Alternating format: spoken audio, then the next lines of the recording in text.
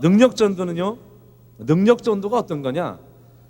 하나님 나라의 그 복음을 선포하고, 그리고 선포한 메시지에 주께서 표적과 기사를 더하시면서 하나님의 임재와 능력을 드러내므로 살아계신 하나님을 증거하는 것, 이게 능력전도입니다. 그렇게 전도할 때 하나님께서 친히 임하셔서 주의 임재와 능력을 나타내실 때 이루어지는 그 열매들은요, 어마어마하고 크고 굉장합니다. 그때 주님을 많은 사람들이 영접하게 되고, 또 주님의 이사와 표적들을 본 사람들은 확실히 주님 앞에 돌아오는 일들을 보게 됩니다. 저는 그 신갈 지역에서 목회하는 기흥중앙교회 이승준 목사입니다. 오늘 전할 메시지는 능력전도에 관해서 전해드리겠는데요.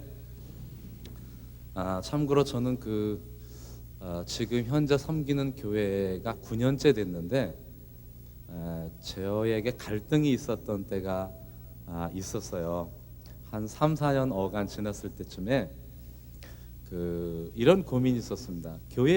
교회는 주인이 주님이시고 하나님이 인도해 가시는데, 교회에 하나님께서 하시는 일이 좀 가득 찼으면 좋겠는데 뭐 그런 게 별로 없는 거예요.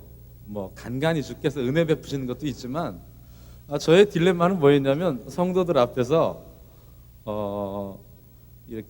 제가 이렇게 머리 써가지고 어떤 일들을 했는데, 뭐 주님께서 부분적으로 인도하신 것도 있죠. 근데 이거 하나님께서 하셨다고 이 말을 이렇게 종종 했어요. 그래야 제가 뭐 같잖아요. 그런데요, 그게 한 3, 4년은 하겠는데, 이 젊은 목사가 평생 특별한 일이 없으면 이 목회를 할 것 같은데, 평생 그 말을 못 하겠더라. 이거 어떻게 하면 좋냐. 차라리 이걸 하느니 다른 어떤 일들을 해서 먹고 살지, 하나님의 이름을 팔면서 내가 이렇게 살아야 되나, 이런 아주 그 갈등과 고민이 참 많이 있었습니다. 근데 지금은 하나님께서 하신 일을 하나님이 하셨습니다, 이렇게 말씀할 수 있어서 너무 편하고 좋아요. 하나님께서 하신 일을 하나님이 하셨습니다. 얼마나 편하고 자유한 줄 모릅니다. 그런 삶으로 주님께서 여러분을 초대하셨습니다. 오늘 성경을 통해서 그런 삶이 어떤 삶인지 살펴보지요. 능력전도는요, 능력전도가 어떤 거냐? 하나님 나라의 그 복음을 선포하고, 그리고 선포한 메시지에 주께서 표적과 기사를 더하시면서 하나님의 임재와 능력을 드러내므로 살아계신 하나님을 증거하는 것, 이게 능력전도입니다. 성경에는 예수님이 하셨던 전도가 이 능력전도고요, 사도들이 했던 그 전도들이 능력전도고, 그리고 2000년 기독교 역사 동안에 대규모로 한 지역이 주님 앞으로 놀랍게 돌아오는 그런 일들이 있을 때마다 이루어졌던 이 전도가 능력전도입니다. 뭐 브리치 전도나 프로그램 전도나 그 빈의자, 여러 가지 그 전도 방법인데, 참 그 놀라운 전도 방법이고 다 좋습니다. 그런데 그 중에서도 그렇게 전도할 때 하나님께서 친히 임하셔서 주의 임재와 능력을 나타내실 때 이루어지는 그 열매들은요, 어마어마하고 크고 굉장합니다. 그때 주님을 많은 사람들이 영접하게 되고, 또 주님의 이사와 표적들을 본 사람들은 확실히 주님 앞에 돌아오는 일들을 보게 됩니다. 예수님은 공생에 시작하시면서 누가복음 4장 18절 19절에 주의 성령이 내게 임하셨으니 이는 가난한 자에게 복음을 전하게 하시려고 내게 기름을 부으시고 나를 보내사 포로된 자에게 자유를, 눈먼 자에게 다시 보게 함을 전파하며 눌린 자를 자유케 하고 주의 은혜의 해를 전파하게 하려 하심이라 하였더라. 주의 성령이 내게 임하시면서 가난한 자에게, 그리고 병든 자를, 죽은 자를 살리며, 이렇게 하나님의 그 예수님의 그 사역들이 시작된 것을 구약에 예언된 이사야의 말씀을 주님께서 인용하시면서 공생애의 사역을 시작하는 것을 볼 수 있습니다. 마태복음은요, 하나님 나라에 대해서 전하는 메시지인 것을 우리가 잘 압니다. 마태복음 1장에는 예수님의 족보에 대해서 쭉 나오고 있죠. 그는 아브라함 그리고 다윗의 후손의 왕으로 오신 예수 그리스도를 이야기하는데요. 4장 마태복음 4장 23절에서 25절과 9장 35절에서 36절 그 사이에 그 두 메시지는 동일한 메시지입니다. 주님이 전도하시고 복음을 선포하시고 주께서 여러 가지 표적과 기사들로 예수님의 메시지와 그리고 하나님의 말씀이 확실히 그렇다는 것을 증거하셨던 그 표적에 대해서 소개하고 그거 나와 있는데요. 그 사이에 어떤 내용이 나와 있냐면 마태복음 5장, 6장, 7장은 여러분이 잘 아시다시피 하나님 나라의 메시지가 거기에 기록되어 있습니다. 그러니까 천국 백성이 어떻게 살아야 되느냐, 거기에 보면 원수를 사랑하라는 메시지도 있고 팔복에 대해서 나오고 너희는 세상의 소금의 빛이라는 그런 메시지도 나오고 또 이제 그 마음에 정욕만 품어도 그것은 간음한 거라는 그런 말씀도 나옵니다. 원수에 대해서 사랑해야 된다는 그 하나님 나라의 백성들이 어떻게 살아야 되는지 그 메시지들이, 그 말씀들이 이렇게 나옵니다. 물론 그 모든 메시지들은 우리의 힘으로 살 수 있는 것들은 아닙니다. 당연히 그렇게 살아야 되는데 주의 성령이 충만하게 임하실 때, 어제 여러분 메시지 들을 때 주의 성령이 충만하게 임할 때 두 가지 일들, 하나는 우리가 주의 말씀으로 순종할 수 있는 그 내주하시는 은혜들을 경험하고, 또 하나는 주의 성령이 충만하게 임할 때 은사 혹은 능력으로 나타나는 성령의 나타나심을 통해서 하나님을 증거하는 것들이 나타난다고 어제 그 메시지 들었죠. 물론 성경의 근거에서 그 말씀을 살펴봤습니다. 마태복음 5, 6, 7장에는 하나님 나라의 복음에 대해서 전하고 8장, 9장에는 약 10가지에 대해서 예수님의 능력과 표적을 나타내셨던 내용들이 설명되어 있습니다.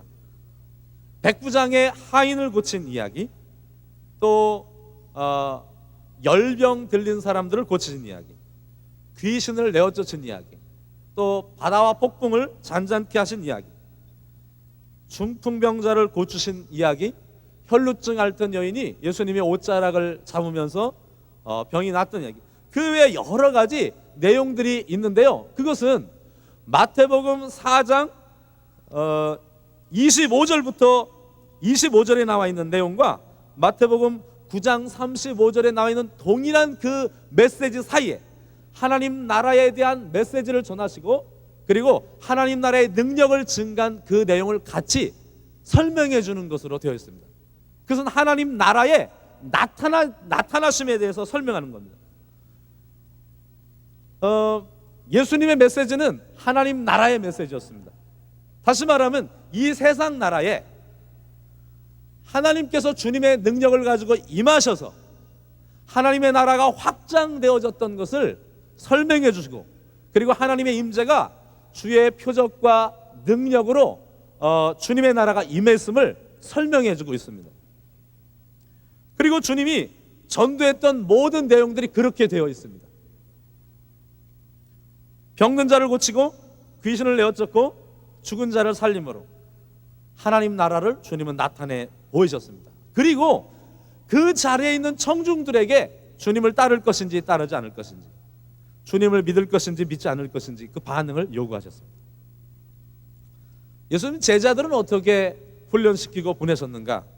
동일합니다. 제자들에게도. 여러분 마가복음 16장 14절에서 20절 내용에도 우리가 잘 알듯이 예수님의 마지막 명령에 대해서 기록하고 있습니다. 거기에 보면 믿는 자들에게 이런 표적이 따르리니 곧 저희가 내 이름으로 귀신을 쫓아내며 새 방언을 말하며 뱀을 집으며 무슨 독을 마실지라도 해를 받지 아니하며 병든 사람에게 손을 얹은즉 나으리라 하시더라.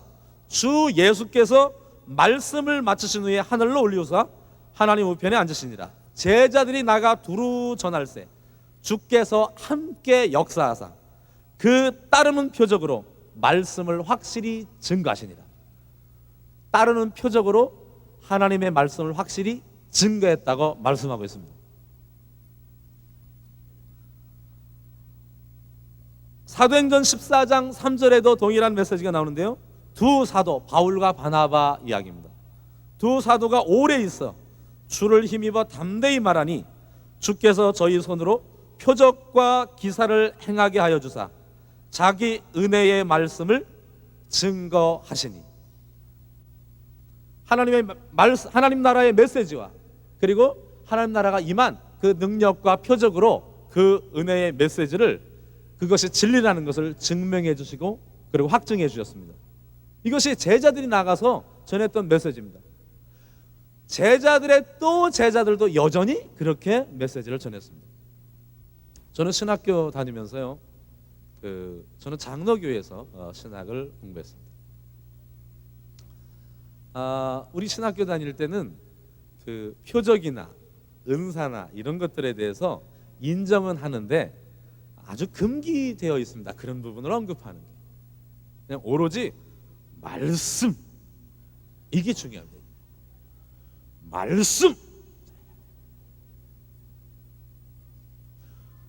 그 신나는 전도사 때 여러분 뭐 이렇게 귀신의 영향력을 받는 사람에게서 귀신을 내어 쫓고 뭐 자유함이 있었던 그 이야기, 너무 신나는 이야기 아닙니까? 우리 주님이 오신 일은 마귀의 일을 멸하려 하십니다, 이렇게 말씀했잖아요. 그런데요, 그런 얘기하면 신학교 분위기는 말씀, 형, 그 말씀 앞에 고요합니다. 그냥 천하가 다 잠잠. 저도 거기에 주눅 들어가지고 그냥 잠잠. 근데 여러분, 하나님 말씀 보니까 예수님도 메시지를 전하시고 표적과 기사로 그 메시지가 진리임을 확증하시고 증거하시고, 예수님의 제자들도 메시지를 선포하고 표적과 능력으로 그것이 진리임을 주께서 확증해 주시고, 이걸 보니까요, 이게 말씀, 이것은요 메시지를 전하고 표적과 능력이 나타나고, 이것이 말씀 중심이더라고요. 그 전에 치우치지 말라고 해가지고요, 저는 뭐 그렇게 방언이나 뭐 은사나 이런 부분은 아예 이렇게 언급하지 않고 오직 이 성경 말씀만 얘기해야 그게 말씀 중심인 줄 알았어요. 근데 말씀해 보니까 표적과 이사를 통해서 하나님의 나라를 증가하시는데, 그게 바로 말씀 중심이더라고요.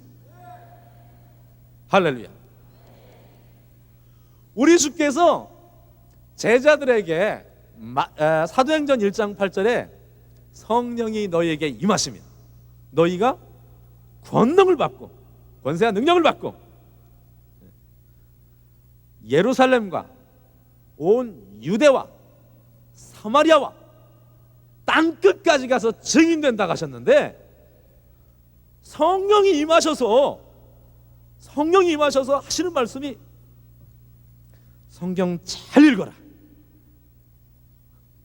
물론 성령의 조명함으로 성경 잘 읽고 깨달아야죠. 그런데 주께서 성령이 임하셔서 권능을 주시겠다는 것은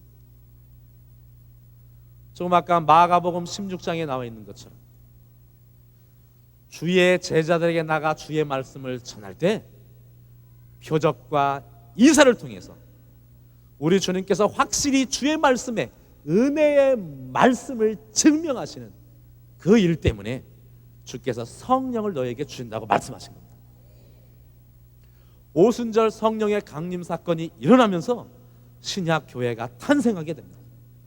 성령이 충만하게 임하면서 여러 가지 방언으로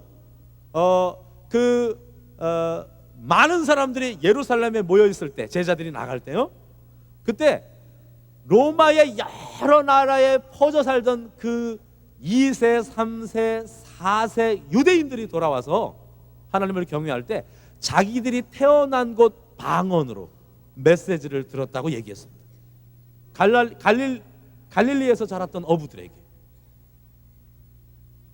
성령의 능력이 임할 때 나타나는 증거들입니다.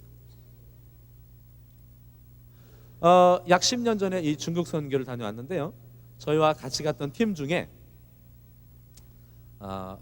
그 중국 병원에서 조선족에게 전도를 했는데요, 한족 분이 갑자기 중국말로 나도 예수님을 영접하겠다고 그렇게 얘기했대요.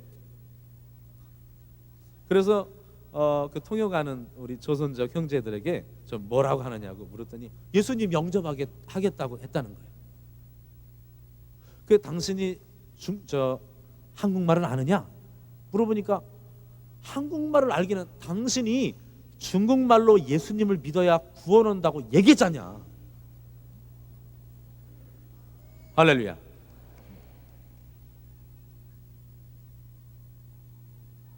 우리가 말로는 하나님은 그런 일을 하실 수 있다고 합니다. 말로는. 근데 하실 걸 잘 안 믿습니다. 믿음이 없이는 하나님을 기쁘시게 하지 못하는데, 그래서 믿음이 없는 사람은 기도할 때 이 입에 힘이 들어갑니다. 믿습니다. 믿습니다. 저희 아이 그 진경이와 민석이가 있는데요, 그 아이가 제가 용돈을 줄 걸 잘 알고 있습니다.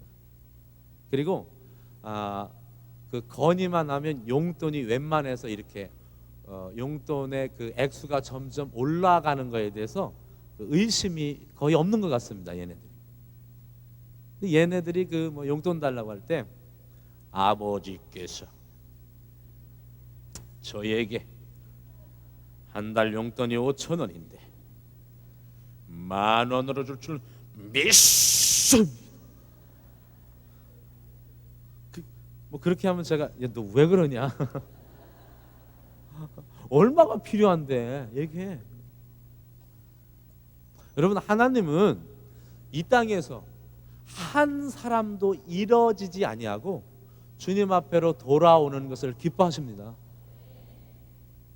그 일을 우리의 힘으로가 아니라 하나님의 힘으로 친히 하시기 원하십니다. 우리의 자원이 아니라 하나님의 자원으로 주님이 그렇게 하기 원하십니다. 주님의 자원으로 하시는 것이 우리 육신의 눈으로 볼 때는 그게 표적과 기사일 때가 거의 답니다. 그래서 경험한 사람은 주님을 영접하고 주 앞에 돌아오게 되는 겁니다. 제자들은 예수님은 제자들을 파송하실 때 여러분 70인 파송했잖아요. 그 제자들을 가르칠 때 어떻게 했냐면 먼저 그때 당시에 랍비들이 제자들을 양육하던 방식을 썼습니다.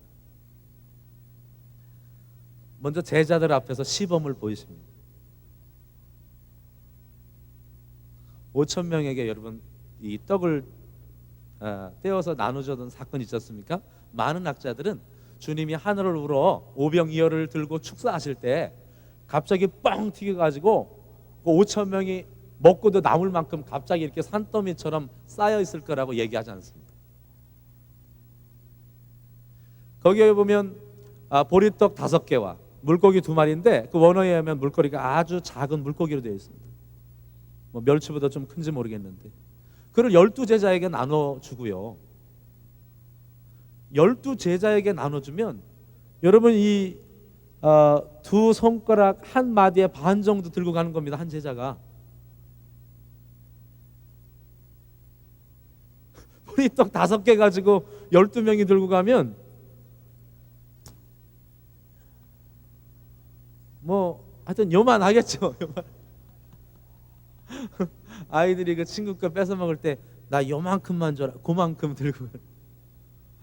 근데 여러분 50명, 100명씩 앉힌 후에 그거 들고 가서 나누어 줄 때 거기에서 기적이 일어났을 거라고 많은 신학자들이 해석합니다. 제자들이 얼마나 놀랬겠습니까? 가면서 커지니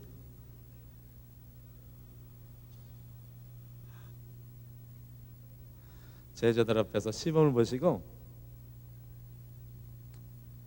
제자들이 랍비 앞에서 또 그렇게 해봅니다. 그리고 가까운 곳에 보내서 행하게 하고 돌아와서 보고를 받습니다. 그리고 잘못된 것을 수정해 줍니다. 70 제자들을 파송하고 나서 제자들이 갔다 와서 주님, 주의 이름으로 귀신들도 항복하던데요. 그럴 때 주님이 수정해 주십니다. 그래, 사탄이 떨어졌다, 사탄이. 그러나 그거로 기뻐하지 말고 너의 이름이 하늘에 기록된 것으로 기뻐하라. 여러분, 그 메시지는 우리를 얼마나, 우리가 기적을 행할 때, 우리가 기적을 행하는 게 아니고 우리를 통해서 하나님이 기적을 행하실 때 우리는 그 기적에 대해서요 얼마나 많이 관심을 갖고 생각을 뺏기고 눈을 뺏기는지 모릅니다. 나를 통해서 뭘 하셨다는 거 있잖아요.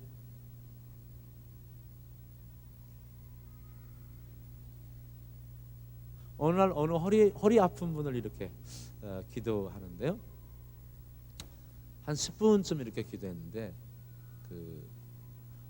뭐라고 하시더라고요. 우리 분당 화요 집회에서 그런 일이 있었는데 그날 허리 아픈 사람 초청이었습니다. 손을 얹어서 이렇게 기도하는데 뭐라고 이렇게 하세요. 그래서 저는 허리 아프니까 앉아서 기도 좀 하자 이 소리인 줄 알았어요. 근데 그러시라고 그랬는데 안 앉으시더라고요. 그래서 좀 더 기도하다가 이제 식당 가서 밥 먹는데 그분이 오셔서 아까 허리 다 나았다고 얘기했다고. 그런데 그거 참 신기하잖아요, 그거. 여러분, 그럴 때 우리는 우리 손을 오랫동안 보게 된다고요. 우리의 이름이 하늘에 기록된 것을 기억하지 않으면 우리의 생각과 우리의 마음은 얼마나 자주 하나님이 행하신 그 사인에 정신을 잃는지 모릅니다. 수정해 주십니다.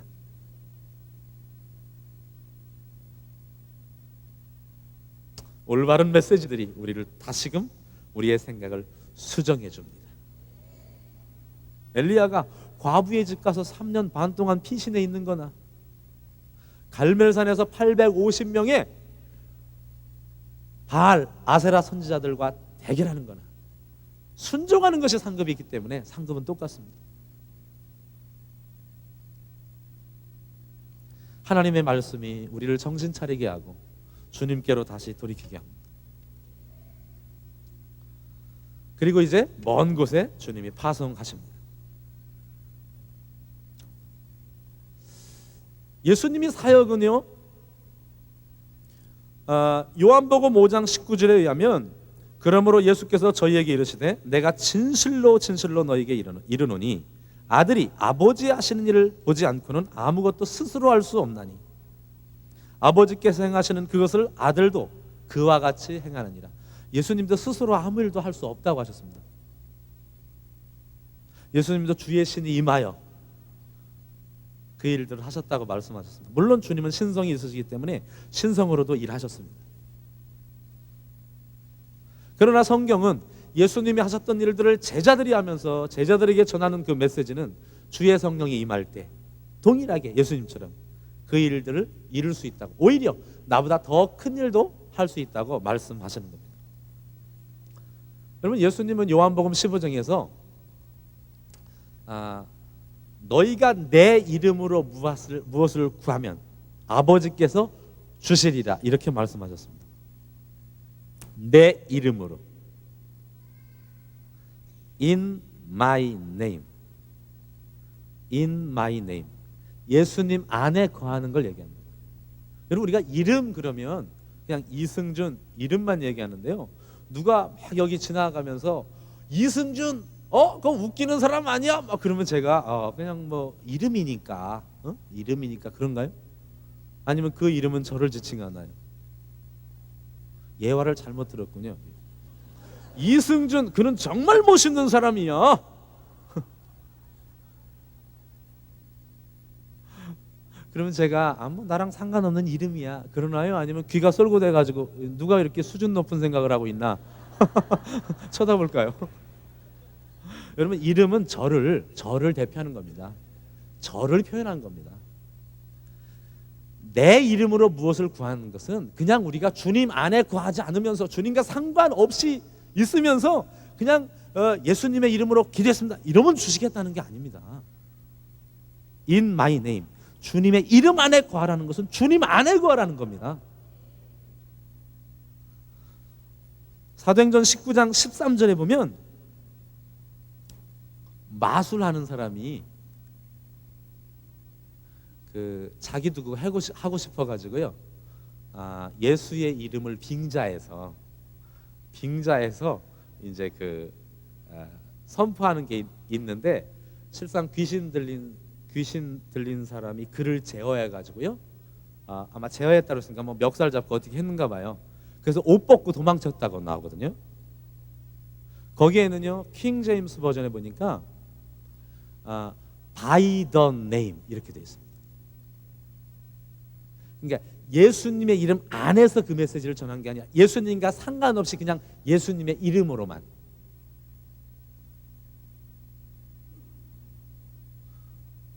우리가 주님의 이름 안에 거할 때, 주님 안에 거할 때 하나님께서 뒷받침하십니다.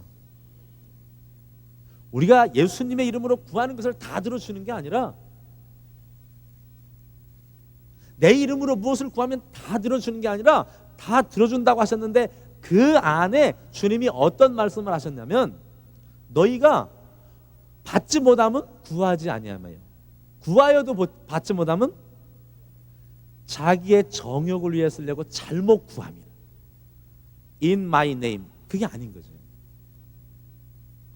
그의 뜻대로 무엇을 구하면 들으십니다. In my name. 아멘. By the name, no. In my name. 주님과 상관이 있어야 됩니다. 요한복음 15장 7절에는 주님께서 이거에 대해서 힌트를 주십니다. 내 말이 너희 안에 거하고 너희가 내 안에 거하면 무엇이든지 원하는 대로 구하라.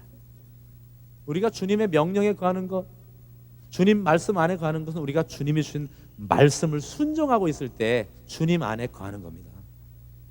그래서 주님께서 우리에게 마지막으로 주신 명령을 우리가 기억하고 있어야 됩니다. 여러분, 기도 사역 받을 때 주님이 말씀 주신 것을 기억하고 있어야 됩니다. 그리고 순종하고 있어야 됩니다. 그것이 in my name, 주님의 이름 안에 거하는 것입니다. 잠언에 보면 묵시가 없어서 이 백성이 방자에 행한다고 말씀하십니다. 그 묵시는 하나님의 말씀이기도 합니다.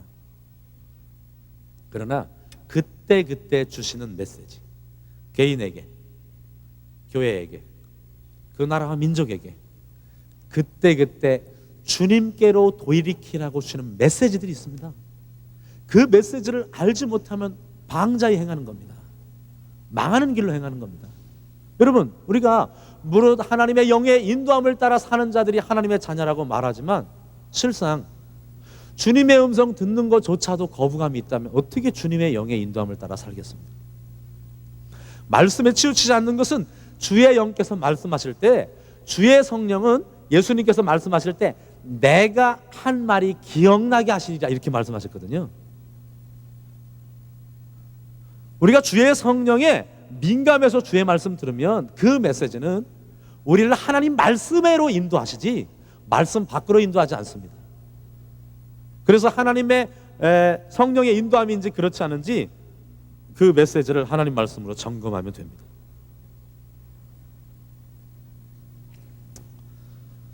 하나님의 나라의 확장의 열쇠는 성령의 강림입니다.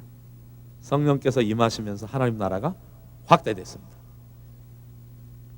사도행전의 내용, 그것은요, 사도행전, 사도들의 이야기라는 거죠. 사도행전 1장 8절을 다 아시죠? 한번 외워보겠습니다. 시작. 오직 성령이 너희에게 임하시면 너희가 권능을 받고 예루살렘과 유대와 사마리아와 땅끝까지 이르러 내 증인이 되리라. 여러분 사도행전 8장 1절을 보겠습니다. 사도행전 8장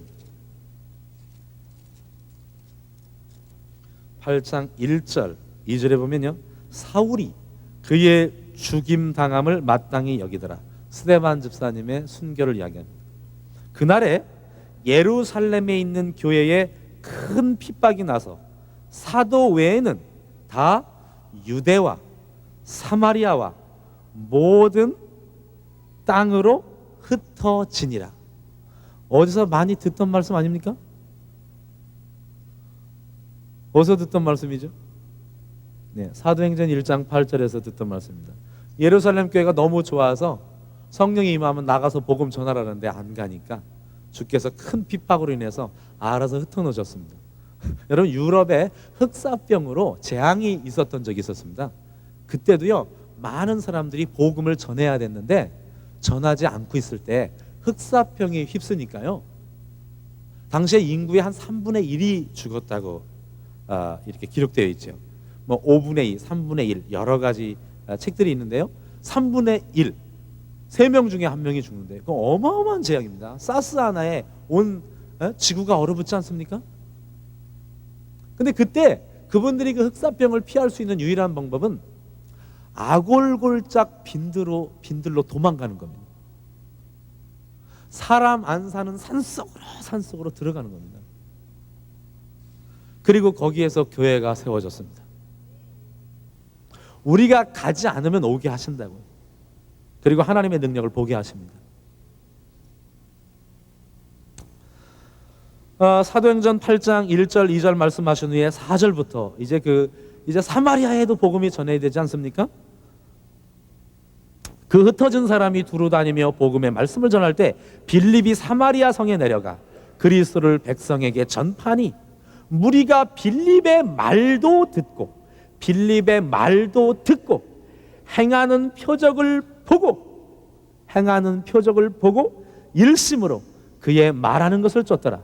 많은 사람에게 붙었던 더러운 귀신들이 크게 소리를 지르며 나가고 또 많은 중풍병자와 안전뱅이가 나으니 그 성에 큰 기쁨이 있더라. 사마리아에게 큰 기쁨이 있었습니다. 예수님이 임하시면 큰 기쁨이 있습니다. 예수님이 어떻게 임하시느냐? 하나님이 임하셨다는 것은 하나님의 능력으로 나타내 보이십니다. 여러분 나사로가 죽었다 살아났는데 죽음 그것은요 사탄이 모든 사람을 다 그저 그 죽음 아래 가두지 않습니까? 이 땅에서 죽음 이 말 한마디에 얼마나 많은 사람들이 자포자기합니까? 사망이 우리를 전부 다 가둬놓습니다. 근데 예수님께서 나사로를 살리셨습니다. 죽은 지 사흘 된 나사로를 뭐 병든 거 고친 정도가 아니고 죽은 자를 살리셨습니다. 사단이 제일 사람들을 확 잡아놓는 게 어디냐면 죽음이라고. 죽음, 사망. 근데 여러분 죽음에서 살리셨습니다. 그는 사단의 안방에서 사단의 따귀를 때린 겁니다. 사단의 안방에서 사단의 뺨을 친 것이 죽음에서 살린 거라고. 아멘? 고린도전서 15장에 보면 사망아 너의 쏘는 것이 뭐냐? 이렇게 묻잖아요. 너의 쏘는 게 뭐냐? 사망이 딱 폼 잡고 섰어.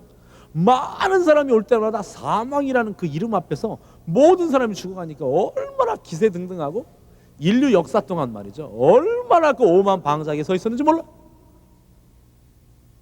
근데 사단아, 사망아, 너의 쏘는 게 뭐냐? 딱 그러니까 그냥 사망이 있다가 저 별거 아닌데요. 주님 앞에서 너의 쏘는 게 뭐냐? 저 아무것도 아닌데. 그냥 지나가시죠. 저 아무것도 아니에요.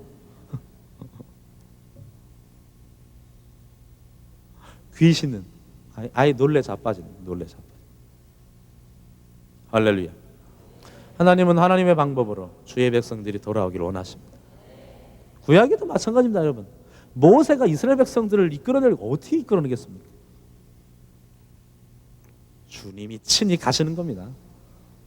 모세가 전봇대만한 것으로 홍해를 내리쳤으면 갈라졌겠습니까? 물방울이 좀 뭐 어떻게 튀겨나가긴 했을 것 같으네요. 요동하지 않습니다. 주께서 모세야 뭐하냐? 손을 내밀어 바다를 가르쳐라. 가르켜라. 가리켜라. 표준말이 어느 거죠? 가리켜라. 그때 갈라지는 겁니다. 그때는요 지팡이 이쑤시개 가지고 해도 괜찮습니다. 아멘.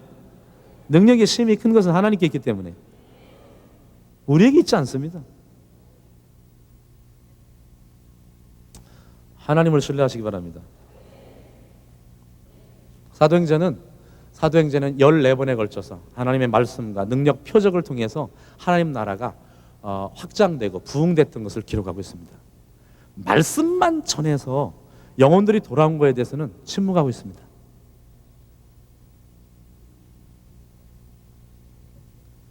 바울이 아테네에 가서 거기에 있는 사람들과 논쟁을 하면서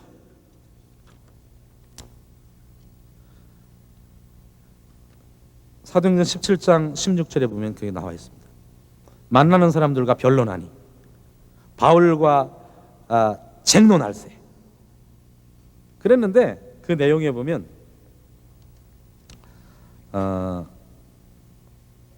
33절에 이에 바울이 저희 가운데서 떠나매 몇 사람이 그를 친하여 믿으니 그중 아레오바고 관원 디오누시오와 다말이라는 여자와 또 다른 사람들도 있다. 그러니까 몇 사람 믿었다고 기록하고 있습니다. 메시지로만 전했을 때 바울이 가말리엘 문화에서 배운 그 놀라운 지식으로 메시지를 전했을 때 몇 명이 주님을 믿었다고 얘기하고 그 다음 내용은 바로 고린도에 가서 복음을 전했던 내용입니다. 그런데 고린도에서 고린도 교회에게 하신 말씀 중에 내가 말의 지혜로 하지 아니하고 성령의 나타남과 능력으로 전했다고 말하고 있습니다. 바울은 더 이상 말로 쟁론하고 변론하는 것을 아테네 가서 해보고 이제 수습한 겁니다. 전도에 미련한 것으로 주님께서 말씀하시면 그거에 순종하면서 주님께 붙어 있으면서 하나님께서 나타내시는 그것으로 그냥 가는 겁니다. 이거는요 똑똑한 사람이 안 됩니다, 여러분. 안 똑똑하다가 또 다 되는 것도 아닙니다. 그런데 똑똑한 사람은 어렵습니다. 전도에 미련한 것이라고 했잖아요. 미련한 것. 그래서 제가 좀 고민을 해봤습니다. 이게 어느 정도가 돼야 이게 미련한 수준이냐. 그랬더니 IQ 200 아래 정도는 해당되는 것 같더라고요. IQ 200도 안 되는 사람이 말로 어떻게 좀 해보려고 하면 좀 문제가 있을 것 같습니다. 여러분 심히 반성하시고 자신을 드러내기를 기뻐하시는 주님을 신뢰하고 주님이 가라고 하면 가시기 바랍니다. 우리 주님께서 주님을 얼마나 드러내고 싶으시겠습니까? 우리가 하나님을 경험하는 것은 하나님 영광을 보는 거거든요. 이런 것들은 하나님의 영광의 자국들 아닙니까? 영광을 나타내시는 거잖아요. 하나님이 우리에게 영광을 보이시는 것은 하나님께 영광 돌리라고 보여주는 겁니다. 우리가 머리 써가지고 한 일로 하나님께 영광 돌릴 수 있는데 이 영광을 돌리는 사람도요 좀 이렇게 좀 그래요 그게. 그리고 자기가 한 일은 또 자기 의가 또 올라와가지고요 그냥 주님께 영광을 돌리는데 사람들이 그래도 나를 좀 알아줬으면 좋겠다 뭐 이런 게 막 이렇게 뒤죽박죽 돼가지고요 하나님께서 영광을 받으실 수가 없어요. 여러분 영광 돌려봤잖아요. 영광 돌려지던가요? 내 자원으로 해놓고 영광 돌려지던가요? 내가 엄청 해놨는데? 그러니까 말은 또 요란하게 주께 모든 영광을 돌리옵나이다 뭐 이러지 마세요. 주님께서 행하시는 일을 경험하고 주님께 영광을 돌리시기 바랍니다. 주님이 임하실 때 능력되게 일어나고요 그리고 하나님께서 초자연적인 정보들을 주기 시작하십니다. 사람마다 다 다르지만 그때그때 필요할 때마다 하나님께서 베풀어 주십니다. 어떤 경우는 저희 교회에 한 형제가 왔는데 기도하는데 이 형제는 그 물질 때문에 너무 힘들어하는 상태를 보이셨어요. 그래서 어떤 이렇게 이야기를 했더니 맞습니다 막 그러더라고요. 근데 그 옆에 있는 형제를 위해서 기도했어요. 근데 그 형제는 아주 자랄 때 엄청나게 가난하게 자랐던가 봐요. 그런 메시지를 주셨어요. 그래서 형제는 매우 가난하게 힘들게 자랐나 보라고 그랬더니 이러더라고요. 그래서 조금 있다 또 다시 또 기도하는데 동일한 감동이라 형제는 매우 가난하게 자랐나 보라고 그랬더니 아니래. 별 감동이 없어서 기도 끝났어요. 그리고 이제 이 두 형제가 이제 갔는데 전도한 형제한테 마당에서 그 가난한 그 부분에 메시지를 줬던 그 형제가 담배를 빡빡 피고 있더라고요. 그래서 야 교회 왔더니 기분 나쁘냐 그랬더니 아니. 그 옆에 있는 그 물질 때문에 힘들었던 그 형제가 야 이 새끼 거짓말했다 이거. 아까 목사님이 그 가난하게 자랐냐고 2번이나 그러셨는데 2번 다 거짓말했다. 나중에 알고 보니까 학교 다닐 때 너무 힘들어가지고 전교생이 이렇게 헌금을 모아가지고 주었던 가정이라고 그러더라고요. 근데 아마 그게 자존심 상한 문제 때문에 그렇게 했던 것 같습니다. 또 한 분은 한 형제가 왔는데 한문으로 장남이라는 글씨가 이렇게 써 있었습니다. 그래서 장남이냐고 물었어요. 아니래. 그러냐고. 다시 기도하는데 또 장남 한문으로. 제가 아니까 그렇게 하셨을 거예요. 여러분 한문 잘 모르니까 하나님이 한문으로 안 쓰실 거예요.